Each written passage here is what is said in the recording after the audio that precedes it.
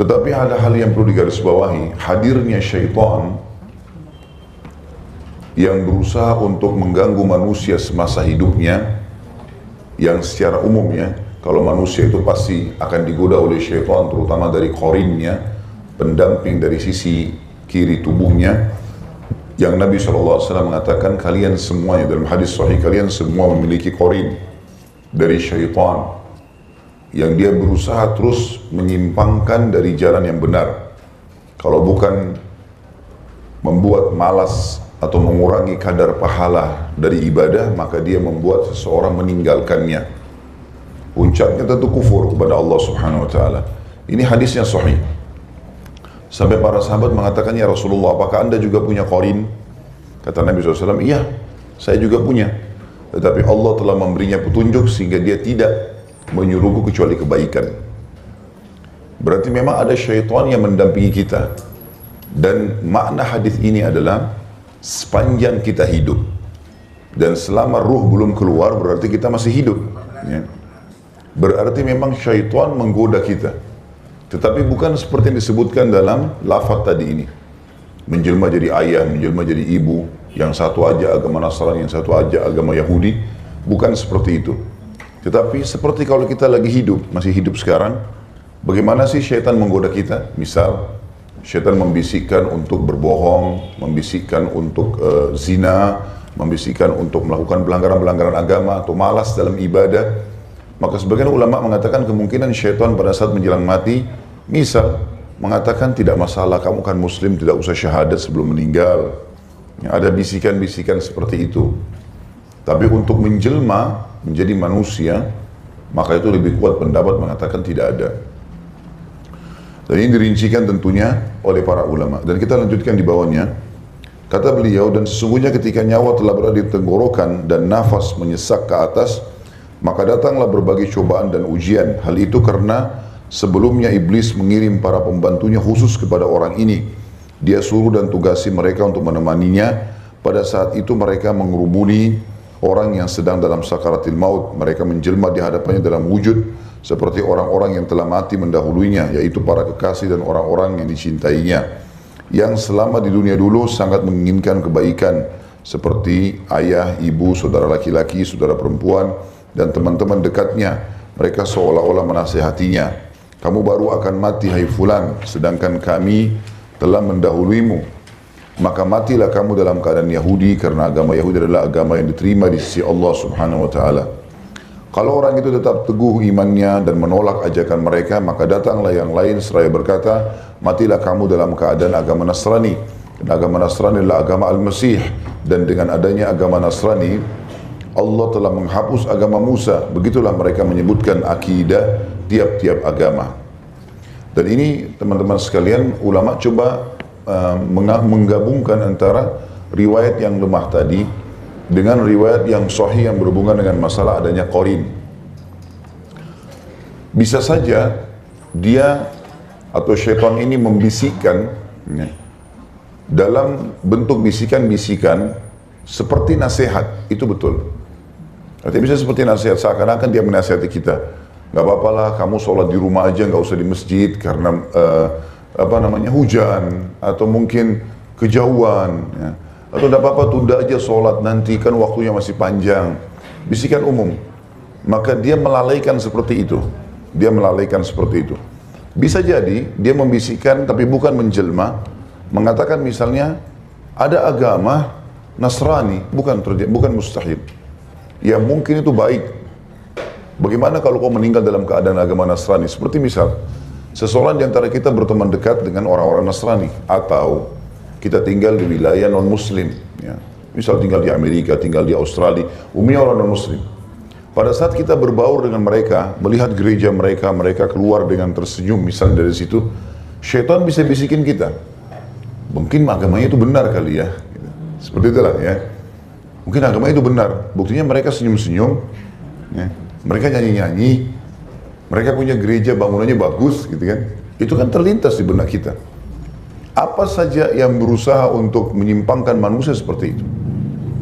Tapi kalau untuk menjelma, ini lebih kuat pendapat mengatakan tidak ada sama sekali. Sebagaimana kita semasa hidup sekarang, Kalau syaitan mau kita misalnya tidak sholat, dia nggak menjelma jadi orang menghalangi kita di pintu masjid untuk sholat misalnya. Jadi nggak seperti itu. Tapi kalau digabungkan semuanya, bukan mustahil ada bisikan mengatakan agama Nasrani itu bagus. Mungkin bisa terjadi. Ya. Atau mungkin dia mengingatkan kita punya sebuah kenangan, mungkin pernah lewat di sebuah gereja bangunannya mewah, terus terlintas di benak kita. Sebagaimana kita kalau hidup sekarang ini, kita bisa dimimpikan oleh syaitan untuk masuk ke gereja, bisa. Syaitan bisa memimpikan kita berzina, syaitan bisa memimpikan kita membunuh orang, syaitan bisa memimpikan kita terbang, banyak hal yang bisa terjadi. Tapi itu hanya sebatas itu saja, hanya sebatas itu. Tapi kalau seperti lafaz ini apa adanya, dia akan menjelma jadi ayah, jadi ibu, kemudian dia menyuruh untuk masuk agama ini, agama itu, maka itu lebih cenderung pendapat ulama mengatakan tidak ada. Tapi bisikan-bisikan iya. Sebagaimana kita hidup bisa kita rasakan bisikan tersebut. Dan sebab diperintahkannya kalimat isti'adah, a'udzubillahi minasyaitonirrajim, justru karena banyaknya was-was itu. Was-wasnya macam-macam gitu. Semua yang membuat kita lalai dari agama, perintah Allah, atau memudah-mudahkan untuk melakukan pelanggaran dari syaitan. Semuanya. Tadi kayak tunda sholat, tidak usah puasa dulu, apalah ya, sehingga kita lalai, maka itu berarti dari syaitan. Ya, dari syaitan. Dan setiap kali Bapak Ibu ingin melakukan satu ibadah, ketahuilah, ibadah itu memang diikuti dengan makarih. Makarih itu sesuatu yang kita tidak suka. Nah, manusia memang gitu. Lagi duduk pagi, oh ada zikir pagi. Ada sholat duha. Memang kita butuh lowongin waktu. Saat malam lagi tidur, kita bangun. Kita lagi enak-enak duduk, ada orang miskin lewat minta duit. Kita kasih. Sesuatu yang tidak disuka, dan memang itu surga dihiasi dengan itu. Makanya dalam hadis Bukhari dikatakan surga itu dihiasi dengan hal-hal yang tidak disukai oleh manusia. Neraka diikuti dengan hawa nafsu. Apa saja kita bisa lakukan kalau untuk masuk neraka. Kalau masuk surga tidak ada pengawasannya, gitu kan. Tetapi Allah Subhanahu wa taala dengan kemahasempurnaannya membuat kita merasakan kenikmatan dalam ibadah. Kalau kita malah nikmati sholat misalnya, sudahlah saya mau sholat, saya uduk sholat, nikmatin bacaannya, jadi enak. Ya. Jadi syaitan cuma bisa sebatas itu saja. Waktu iblis berkata kepada Allah, saya akan datangi mereka dari belakang, dari samping kanan, samping kiri, dari belakang mereka, gitu kan? Maka Allah mengatakan, sesungguhnya kamu tidak punya kemampuan terhadap hamba-hambaku yang ikhlas. Itu ayat Al-Quran. Berarti syaitan tidak punya kemampuan. Apalagi kalau dasarnya kita bertekad, berazam untuk ibadah. Saya mau sholat sekarang, saya mau wudu. Syaitan bisikin nanti aja di rumah, nanti enggak, saya mau sholat sekarang. Selesai, dia nggak bisa buat apa-apa. Jadi sebatas itu. Begitu juga pada saat orang mau meninggal, mungkin terlintas banyak hal-hal di benaknya, tapi dia bisa menepisnya dengan tetap mengucapkan kalimat talqin la ilaha illallah. Dan ketika itu kata beliau, Allah Subhanahu wa taala menyesatkan orang yang dia kehendaki kesesatannya, dan itu makna dalam firman Allah Subhanahu wa taala dalam surah Al-Imran ayat 8, A'udzubillahi minasyaitonirrajim, Rabbana la tuzigh qulubana ba'da idh hadaitana wa hab lana min ladunka rahmah innaka antal wahhab. Mereka pada berdoa, ya Tuhan kami, janganlah engkau jadikan hati kami condong kepada kesesatan sesudah engkau beri kami petunjuk, dan karuniakanlah kepada kami rahmat dari sisimu. Maksudnya adalah jangan palingkan hati kami ketika kami menghadapi maut, padahal sebelumnya engkau telah memberi hidayah kepada kami sekian lamanya. Kalau ayat ini memang Al-Imran ayat 8, Bapak Ibu sekalian, rahimani wa rahimakumullah, memang ada pendapat sebagian ulama mengatakan Allah Subhanahu ini bisa terjadi di masa hidup, bisa terjadi di masa kematian. Allah Subhanahu wa taala memang menyesatkan orang yang dasarnya meninggal dalam keadaan kufur, sehingga mereka tidak mengucapkan syahadat, karena Allah SWT tahu. Seperti kasus Fir'aun pada saat mau tenggelam, maka dia tidak bisa mengucapkan nama Allah. Dia mengatakan, amantu billadzi amana bihi banu Israel. Aku mau beriman kepada apa yang telah diimani oleh Bani Israel. Gak bisa sebutin nama Allah. Maka itu makna daripada Al-Imran ini. Kalau dasarnya meninggal dalam keadaan kufur, maka Allah SWT akan menyimpangkan dia sehingga dia tidak menyebutkan kalimat-kalimat kebenaran tersebut. Tapi kalau orang semasa hidupnya sudah melakukan kebaikan, Allah SWT akan menjaganya. Makanya pada orang-orang beriman, banyak kan orang sebelum kita kayak orang mati syahid di medan perang, ya. Mereka dengan semangat, mereka mau mati di jalan Allah SWT. Dan syaitan tidak bisa buat apa-apa pada saat itu. Syaitan cuma menanamkan rasa takut, tidak usahlah jihad. Di dalam hadis misalnya, kata Nabi SAW, siapa yang mau jihad, maka syaitan akan membisikkan padanya, kalau engkau mati, istrimu akan nikah sama laki-laki lain. Syaitan menyentuh kecemburuannya, gitu kan, supaya enggak jihad. Tapi dia lawan. Dia pun berjihad sampai dia mati syahid, gitu kan. Seseorang yang terkadang mau sholat, lalu dia syaitan mengatakan, sudahlah, tunda aja dulu. Tapi dia lawan. Mau sedekah, lalu syaitan bisikan, nanti aja, nanti kamu lebih butuh. Lalu dia lawan. Siapa yang mengerjakan itu semua, maka dia pasti masuk surga, kata Nabi SAW. Berarti memang syaitan membisik-bisikan saja, tapi bisa ditolak. Ya, seperti itulah. Kata beliau, jika Allah menghendaki hidayah dan ketubuhan pada orang itu, maka datanglah kepadanya rahmat Allah. Ada yang mengatakan yang dimaksud rahmat di sini adalah Jibril alaihissalam. Dia datang lalu mengusir syaitan-syaitan itu dari sisi orang yang mau meninggal. Jibril menghapus kecemburutan dari wajah orang itu, sehingga dia mati tampak sambil tersenyum, tanpa disangsikan lagi. Kebanyakan orang yang tampak tersenyum pada saat kematian adalah karena senang dengan hadirnya malaikat pembawa kabar gembira itu yang datang dari Allah Subhanahu wa taala. Dia berkata, "Hai fulan, tidakkah kamu mengenalku? Aku adalah Jibril dan mereka adalah syaitan-syaitan musuhmu. Maka matilah kamu dalam keadaan yang lurus, agama yang lurus dan syariat yang agung." Tidak ada yang lebih menggembirakan bagi manusia selain hadirnya malaikat Jibril tersebut, dan itu semakna dengan firman Allah Subhanahu wa taala yang tadi di atas, "Dan karuniakanlah kepada kami rahmat dari sisimu, karena sungguhnya engkau maha pemberi karunia." Jadi ayat tadi Ali Imran ayat 8, ya Allah janganlah engkau jadikan hati kami condong kepada kesesatan. Kata Imam Qurtubi, karena beliau memang ahli tafsir, ini maknanya condong kepada kesesatan di saat kematian, ikuti bisikan syaitan. Dan makna dan karuniakan kami rahmat dari sisi, maksudnya datangkan malaikat yang meluruskan kesalahan-kesalahan kami.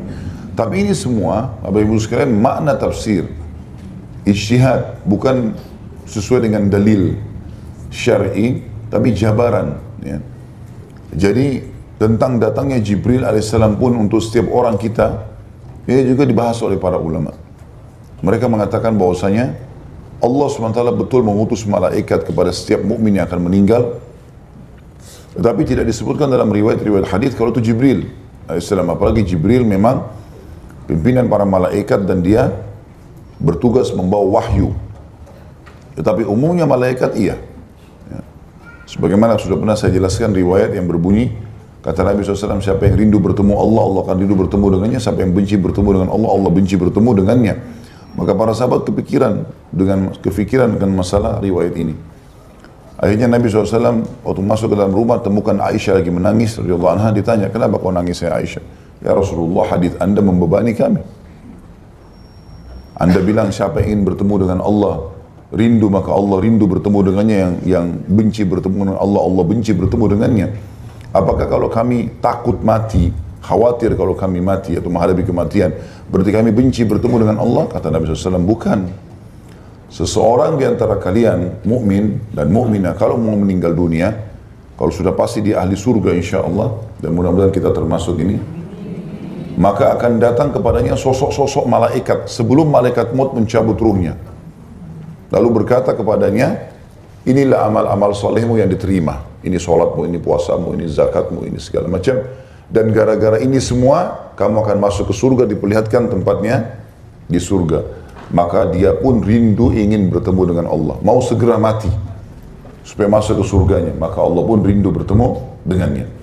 Kalau orang fasik, ahli maksiat, tidak bertaubat kepada Allah SWT semasa hidup, kalau muslim, dan orang kafir, maka akan datang kepadanya sosok malaikat yang memperlihatkan dosa-dosanya. Ini ribamu, ini bohongmu, ini zinamu, ini segala macam. Kemudian diperlihatkanlah tempatnya di neraka. Ini tempat kamu gara-gara kamu berbuat semua ini. Akhirnya dia pun benci bertemu dengan Allah, takut. Maka Allah pun benci bertemu dengannya. Ini semakna dengan apa yang kita jabarkan tadi. Kemudian dikatakan sesudah itu dicabutlah nyawa orang itu dalam satu hentakan sebagaimana yang telah kami terangkan lebih lanjut nantinya, atau akan kami terangkan lebih lanjut nantinya. Dari riwayat berhubungan dengan itu. Abdullah bin Ahmad bin Hanbal salah satu ulama dari 4 imam madhab ya. Ini anaknya Abdullah mengatakan, aku menghadiri kematian ayahku Ahmad. Di waktu itu tanganku memegang secari kain untuk mengikat janggutnya. Tiba-tiba beliau tidak sadar, lalu sadar kembali seraya mengisyaratkan tangannya dan berkata, tidak sampai kapanpun, tidak sampai kapanpun.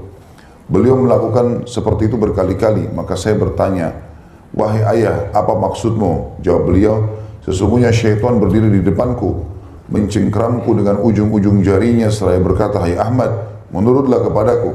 Tapi aku katakan kepadanya, tidak sampai kapanpun, tidak sampai kapanpun, tidak sampai aku mati sekalipun. Saya katakan bahwa saya sendiri pernah mendengar guru kami, maksudnya ini Imam Qurtubi berkata, itu riwayat tentang anaknya Imam Ahmad. Al-Imam Abu Abbas Ahmad bin Umar Al-Qurtubi di benteng Iskandaria nama kota di Mesir. Dia berkata, aku telah menyaksikan kematian saudara guru kami, Abu Ja'far Ahmad bin Muhammad Al-Qurtubi di Cordova. Ketika dia menghadapi maut, dikatakan kepadanya, ucapkan la ilaha illallah. Tapi ternyata dia menolak, mengatakan tidak. Ketika dia sadar, kami ceritakan hal tersebut kepadanya. Maka dia menjelaskan, ada 2 syaitan datang kepadaku dari arah kanan dan dari arah kiri. Satu di antaranya mengatakan, matilah dalam agama Yahudi, dan karena agama Yahudi adalah agama yang terbaik. Yang lain mengatakan, matilah dalam keadaan agama Nasrani, dan Nasrani adalah agama yang terbaik. Maka aku katakan kepada keduanya, tidak. Kalian berdua mengatakan seperti itu kepadaku, padahal aku telah menulis dengan tanganku dalam kitab At-Tirmidzi dan An-Nasa'i dari Nabi SAW, sesungguhnya syaitan akan datang kepada salah seorang dari kalian ketika dia akan meninggal dunia, lalu dia katakan, matilah dalam agama Yahudi, matilah dalam agama Nasrani. Jadi ucapanku tadi adalah jawaban kepada kedua syaitan tersebut, bukan kepada kalian. Tentu sudah kita jelaskan dari riwayat ini ya. Ada footnote nomor 1, hadis ini lebih cenderung dikatakan tidak sahih dari Nabi SAW. Tapi berhubungan dengan masalah kisah sebelumnya, kisah tentang Abul Abbas dan kisah yang sebelumnya lagi, Ahmad bin Hanbal pada saat mau meninggal, ini kisah dinukil. Bisa saja terjadi. Ya. Bisa saja terjadi memang pada saat mau meninggal, seseorang dibisikkan tentang agama Nasrani atau dibisikkan tentang agama Yahudi. Bisa terjadi. Sebagaimana tadi saya kasih contoh, kalau kita sekarang masih hidup, kita jalan, kita lihat ada orang Yahudi misalnya kaya raya, atau orang Nasrani bahagia, tersenyum pada saat keluar dari gerejanya di hari Minggu misalnya, atau hari Ahad, maka kita dicenderungkan oleh syaitan untuk menganggap itu ada kebenaran. Atau statement diucapkan oleh seorang Nasrani, ya, seperti misalnya sekarang banyak pendeta yang mengatakan, kan kita sama tujuannya menyembah satu Tuhan, ya sudahlah, masing-masing semuanya benar, semua juga masuk surga. Maka bisa saja orang muslim terpengaruh dengan bisikan itu. Padahal sebenarnya Allah mengatakan tidak seperti itu. Allah jelas-jelas mengkafirkan Yahudi dan Nasrani. Enggak ada keraguan dengan masalah itu. Makanya mereka diperangi oleh Nabi SAW. Ya, ketiga suku Yahudi di Madinah, Qainuqa, Nadir dan Quraidah, diajak masuk Islam. Mereka nolak, dibiarkan. Tapi mereka begitu mengkhianat, diusir. Kemudian Nabi SAW serang lagi mereka di Khaybar. Ada histori. Kenapa Nabi SAW serang mereka kalau mereka dianggap ahli surga? Bahkan di perang Khaybar Nabi sempat bertanya, hai Yahudi, jawab jujur, saya mau tanya. Kata mereka, iya, silakan. Gitu kan? Kata Nabi SAW, siapa penghuni neraka? Maka kata orang Yahudi, kami akan masuk ke neraka duluan, lalu diganti oleh kalian kaum muslimin. Kata Nabi SAW, kalian dusta. Kami tidak akan menggantikan kalian selamanya. Artinya Yahudi jelas masuk neraka. Dan itu hadis Bukhari. Mereka tahu itu. Gitu kan? Kemudian Nasrani juga begitu. Allah mengatakan dalam banyak ayat Quran diantaranya, A'udzu billahi minasyaitonir rajim, laqad kafara alladziina qalu innallaha tsalitsu tsalatsa. Dalam surah Al-Maidah. Telah kafir orang-orang yang mengatakan Trinitas. Gitu kan? Juga ayat dalam surah Bayyinah menggabungkan keduanya. Innal ladzina kafaru min ahli kitabi wal musyrikina fi nari jahannama khalidina fiha. Telah kafir ahli kitab, Yahudi dan Nasrani dan orang-orang musyrik penyembah berhala, dan mereka akan kekal dalam api neraka kalau mereka meninggal dalam keyakinan tersebut. Jadi nggak ada keraguan tentang kekafiran mereka. Kalau mereka itu salah dan tidak mungkin Yahudi Nasrani masuk surga dalam keyakinan seorang Muslim. Sebagaimana mereka juga yakin mereka masuk surga dan kita tidak akan masuk surga. Dalam pandangan mereka kita ini kafir. Padahal sebenarnya kita dalam keadaan benar ya. Kata beliau di sini, saya katakan peristiwa-peristiwa seperti itu, yakni jawaban ditujukan kepada syaitan, bukan kepada orang yang mentalkin syahadat. Banyak kita dengar dari orang-orang soleh. Sementara itu saya telah membuka-buka kitab Abu Isa Tirmidzi dan saya pun telah mendengar seluruh isinya. Meski demikian saya tidak menemukan cerita seperti itu di sana. Barangkali ada naskah lain, maka Allah Subhanahu wa taala lebih tahu. Artinya Imam Qurtubi pun coba menelusuri riwayat Tirmidzi yang disebutkan tadi, ternyata tidak ditemukan dalam sunannya ya. Saya telah mendengar sebagian isi dan banyak diantaranya yang ada padaku, namun demikian saya juga tidak menemukan cerita seperti itu di dalamnya. Dan barangkali juga cerita seperti itu ada pada naskah-naskah lain, wallahu alam. Sedang menurut riwayat Ibnu Mubarak, Abdullah bin Mubarak dan Sufyan dari Laith, dari Mujahid, dia berkata tidak seorang pun yang akan mati melainkan teman-teman sepergaulannya yang biasa bergaul dengannya tampil di hadapannya. Jika dia tukang main atau senang berfoya-foya, maka yang datang adalah semisalnya, dan apabila ahli zikir maka datang pun ahli zikir pula. Ini juga tentu adalah riwayat yang lemah dinukil daripada Ibnu Mubarak ya. Tetapi ini adalah kisah, perkataan yang dikatakan kemungkinan orang kalau mau meninggal akan seperti ini keadaannya ya. Dan tentu kalau Bapak Ibu bertanya, lalu kenapa Ustaz di buku ini dinukil, padahal sebenarnya banyak riwayat yang lemah. Ya memang saya sudah bilang tadi sebelumnya jawabannya. Sebagian ulama memang menukil apapun yang dinukil di tengah-tengah masyarakat, sahih atau lemah. Nanti kemudian ditelusuri kembali. Tujuannya adalah kalau kita dapat riwayat lemah seperti ini, kita jadi tahu kalau satu waktu ada orang cerita, itu lemah loh sebenarnya, karena seperti ini dan seperti ini. Itu dijelaskan. Kalau riwayat yang sahih kita mengatakan itu benar karena kita ini disebutkan ulama dalam buku ini dan buku itu. Jadi kita jadi punya landasan.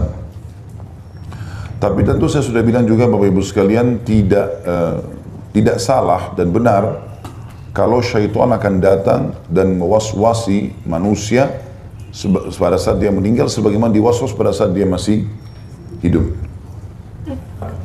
Seorang ahli ibadah di Basra atau di Irak, Ar-Rabi ibn Sabira bin Ma'bad Al-Juhani mencontohkan kejadian yang dilihatnya. Saya pernah menghadiri beberapa orang yang akan mati di Syam.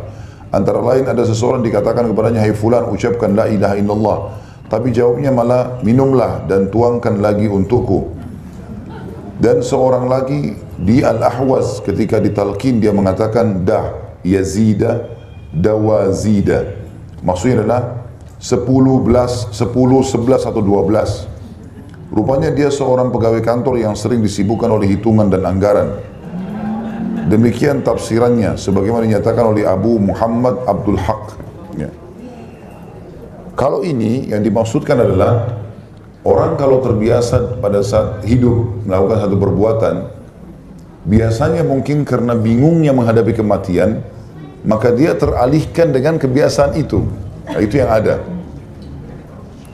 Maka karena bingungnya, maka dia melakukan atau mengucapkan apa yang paling sering dia ucapkan. Itu bisa terjadi. Kalau dia ahli zikir, ahli Al-Quran, dia bisa mengulangi ayat Al-Qurannya. Kalau dia adalah orang yang suka seperti ini disebutkan, maka akan seperti itu keadaannya. Tapi ini adalah bisa saja dikatakan oleh beliau di sini adalah kebiasaan orang menyebutkan itu. Walaupun ada waswas syaitan, bukan tidak ada.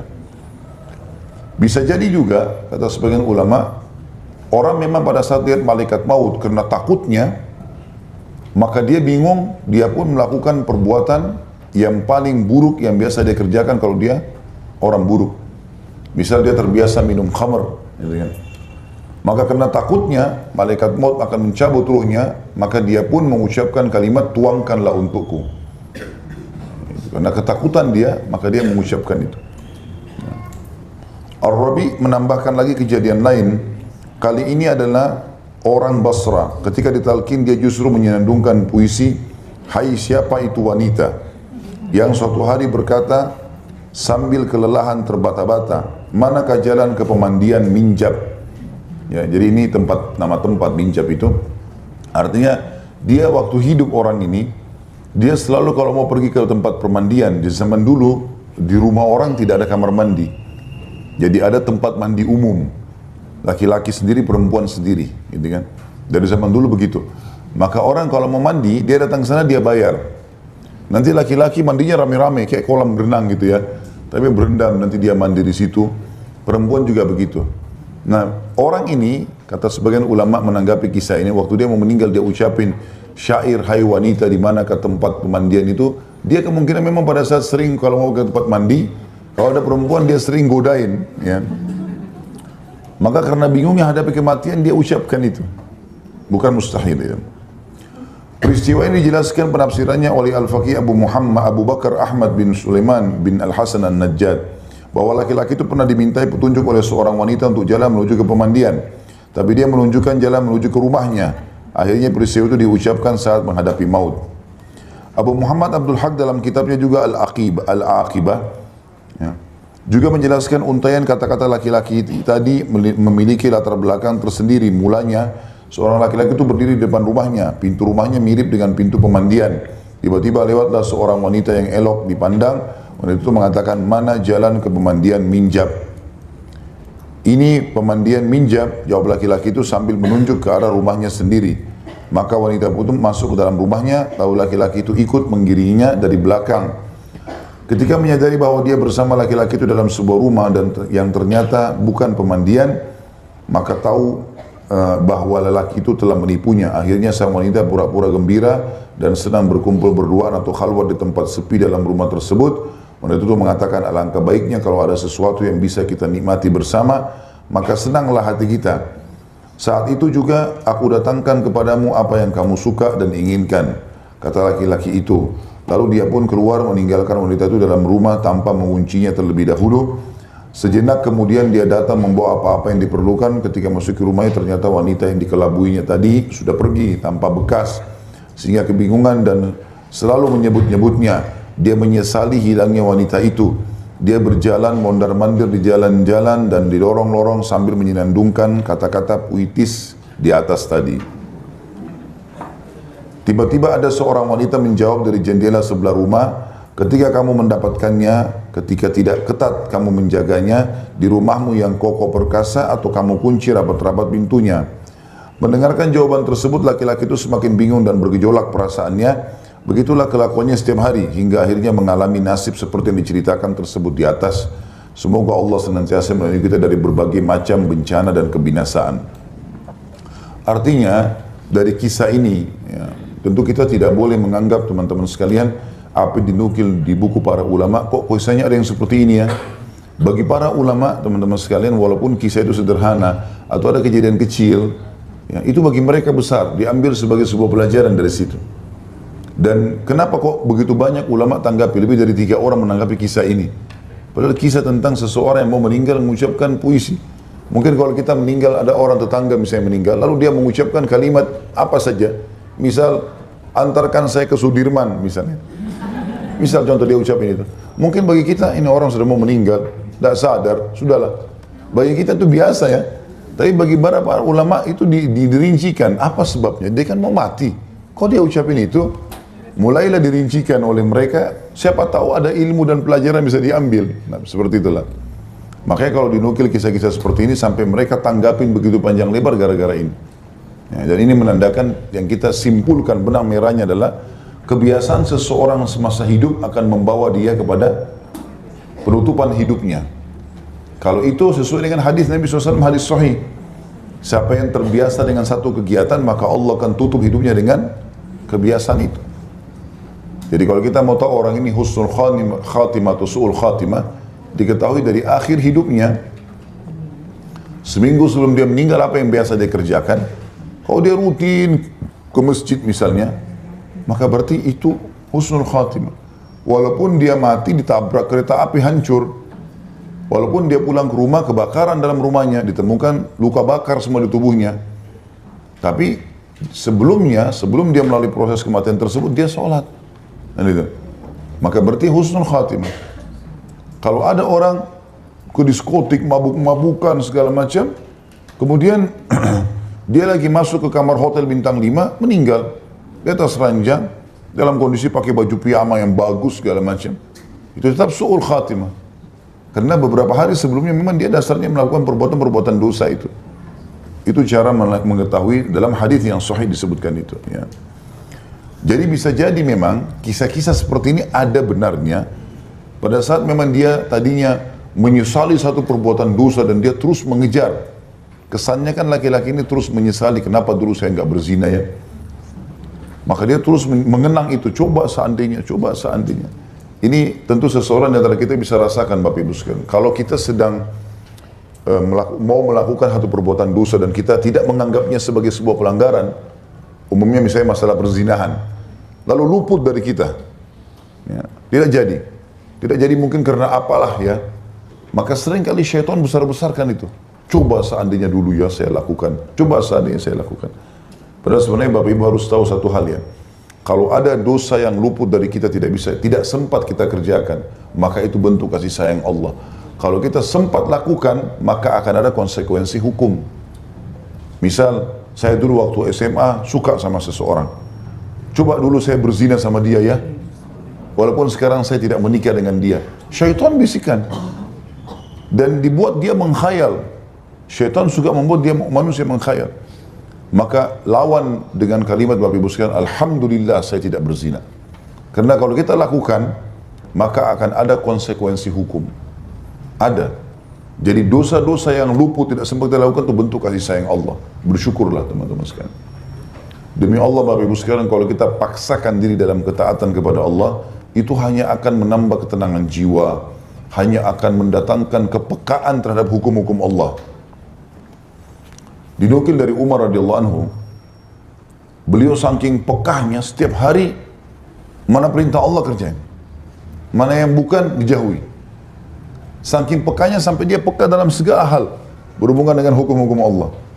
Satu waktu dia pernah lagi membagi-bagi minyak zaitun kepada masyarakatnya. Umar bin Khattab beli dari Baitul Mal, berkendi-kendi banyak, satu Madinah dibagiin. Lalu dipindahin, diwadain ke kendi-kendi kecil. Umar bin Khattab sendiri yang bagiin. Ada beberapa pegawainya bantu. Dipindahin, kasih, bagiin seluruh masyarakat dapat. Gitu ya. Kendi besar, tempat induknya minyak itu kan minyak tidak semuanya bisa tertumpah, pasti ada tinggal di dalam kan. Rupanya yang sudah dianggap sudah tidak ada, tinggal tetesan sedikit ditaruh di sebelahnya Umar. Di situ ada anaknya Umar masih kecil, belum balik. Rupanya anak kecil ini Umar tidak tahu. Dia masukin tangannya ke kendi itu, dikorek-korekin minyaknya, ditaruh di rambutnya. Jadi saking banyaknya kendi rambutnya penuh dengan minyak. Gitu. Dan memang minyak itu zaman dulu ada memang perintah dalam agama untuk meminyaki rambut ya. Tapi minyak rambutnya seperti misalnya hadis tentang sholat Jumat. Siapa yang hari Jumat mandi dengan mandi junub, kemudian dia pakai baju terbaiknya, kemudian dia pakaikan minyak di rambutnya supaya mudah disisir. Ya kalau kita mungkin sekarang sudah kepada sampo dan conditioner ya. Tapi zaman dulu orang pakai minyak zaitun, jadi rambutnya itu kalau disisir rapi gitu ya. Rupanya anak ini selain dia penuhin rambutnya, mukanya semua dikasih. Minyak zaitun ini kalau taruh di muka mengkilat. Waktu sudah selesai gitu kan, Umar dari bagian semua radhiyallahu anhu, dia mau ajak anaknya pulang. Begitu dia balik, dia bilang, apa yang membuatmu jadi bersih begini? Kok jadi bagus nih? Dia bilang, ayah tadi saya cuil-cuil sisa minyak itu. Kan kita pikir ini sisa ya. Apa kata Umar? Ketahuilah wahai anakku, semua anak muslim berharap buat seperti itu. Karena memang minyak zaitun bagus, mahal gitu kan. Dan Umar bin Khattab bagiin kepada masyarakat Madinah tadinya muslimin supaya mereka pakai. Dipakai untuk menggoreng, dipakai untuk rambutnya, dipakai untuk badannya, terserah bebas pakai apa saja gitu. Anak-anak muslim seperti kamu berharap bisa lakukan seperti kamu, tapi karena kau anaknya Amir Mukminin, kok anaknya raja, jadi anak-anak yang lain cuma bisa tonton kamu. Dan itu bukan punya kita, nggak boleh kamu pakai. Saya belum bagi jatah buat kita, nggak ada itu untuk umat. Maka apa yang terjadi? Umar panggil tukang cukur suruh gundul anaknya. Ya. Karena rambut anaknya kena minyak syubhat. Kan jadi pekah ya. Hati-hati sekali, nggak mau sembarangan. Dalam kisah lain, Umar bin Khattab pernah dikirimkan oleh Amr bin As satu gunduhan besar misk, wangi-wangian tapi seperti batu besar gitu ya. Zaman dulu begitu. Entah bagaimana mereka buat, tapi yang jelas itu nanti diambil, dipecahin, dihancurin, jadi serbuk. Nanti serbuk itu dikasih air, digolesin di badan. Ya, mungkin kalau sekarang itu sudah pakai spray semua ya. Zaman dulu seperti itu. Maka Umar bin Khattab waktu datang itu wangi sekali. Di rumahnya besar. Kata Umar sama istrinya sambil dia bercanda, saya mau bagiin kepada muslimin nih. Kalau seandainya di Madinah ada yang kamu kenal perempuan mau berbuat baik, karena ini kerjanya perempuan nih, pecahin, tumbukin, itu ditaruh di wadah-wadah kecil, itu bukan kerjanya laki-laki. Kalau ada perempuan yang mau berbuat baik ini, cari pahala di sisi Allah, maka lakukanlah, kita bagiin kepada masyarakat. Kata istri Umar, saya siap. Gak usah cari orang lain, biar saya saja. Kata Umar, baik, lakukanlah. Maka istrinya Umar sibuk tuh, pecah-pecahin, tumbuk-tumbukin, taruh di wadah, bagi-bagiin kepada semua orang. Malam hari Umar setelah selesai urusan pemerintahan segala macam, pulang ke rumah, kumpul seperti orang kumpul sama istrinya. Begitu Umar dekat, istrinya wangi. Gitu. Kata Umar, dari mana wangimu ini? Dia bilang, tadi waktu saya pecah-pecahin tuh, kan banyak serbuknya di tangan. Ya? Daripada saya siram sama air dibuang, saya gosok di baju saya. Gosok di cadar saya, gosok di jilbab, gosok di badan. Kata Umar, istriku itu bukan punya kita, itu punya muslimin. Maka sini saya bantu bersihin, dicuci sama Umar. Umar cuci baju istrinya, istrinya juga cuci bajunya, sama-sama hilangin. Badannya digosokin juga sama Umar, bersih. Dicium, masih wangi. Umar ambil tanah, pakai tanah digosok sampai hilang baunya. Gara-gara takutnya jangan sampai itu tidak halal gitu loh. Begitu pekahnya. Kita kalau dekat dengan Allah, terus dalam ibadah, muncul kepekaan itu. Kita jadi tidak mau sembarangan. Dan kalau kita tinggalkan yang syubhat, maka yang haram lebih kita tinggalkan. Bapak Ibu kalau mau rajin kerjakan yang wajib, gampang. Kerjakan yang sunnah. Kejar yang sunnah. Wajib pasti kita penuhi itu. Kita kalau biasa puasa Senin Kamis, puasa sunnah, nanti puasa Ramadan jadi ringan, biasa aja. Karena sudah dikerjakan sunnahnya. Bapak Ibu sudah biasa sholat duha, sholat tahajud, tahiyat masjid, maka sholat wajibnya jadi mudah. Otomatis. Biasa sedekah memudahkan kita zakat. Biasa umrah memudahkan kita haji. Maka kerjakan yang sunnah, yang wajib jadi dikerjakan. Gitu kan? Kita tinggalkan yang syubhat, ragu nih, enggak usah deh. Yang haram lebih jauh lagi. Otomatis. Tapi kalau kita buka pintu syubhat, halal atau enggak apa-apa deh. Maka haram terbuka udah. Otomatis seperti itu. Nah, kedekatan kepada Allah SWT dengan kepekaan, kita jadi hati-hati sekali. Umar bin Khattab itu lalu sampai kalau tidur Bapak Ibu sekalian malam, dia taruh ember air di sebelah ranjangnya. Kesentuh air tangannya bangun dia, udah nggak tidur lagi sampai pagi, sholat tahajud. Memang surga dihiasi dengan hal-hal yang tidak disukai oleh manusia, ya. Sebagaimana saya tekankan tadi. Tapi muncul itu kepekaan. Sekali kita buka pintu lalai, kita jadi lalai terus loh. Hati-hati. Sekali buka pintu, nggak apa-apa deh, kan cuma makruh. Ya udah haram terbuka tuh. Makruh memang betul tidak berdosa, tapi kan dilarang. Nah itu, meninggalkan dapat pahala. Kalau kita buka pintu itu berarti haram akan mudah nanti. Ini jadi masalah buat kita ini. Karena terjerumus pada yang haram atau kelalaian, untuk kembali kepada kebenaran butuh jiwa yang besar, butuh pendongkrak, ya, supaya kita bisa kembali kepada sesuatu yang baik.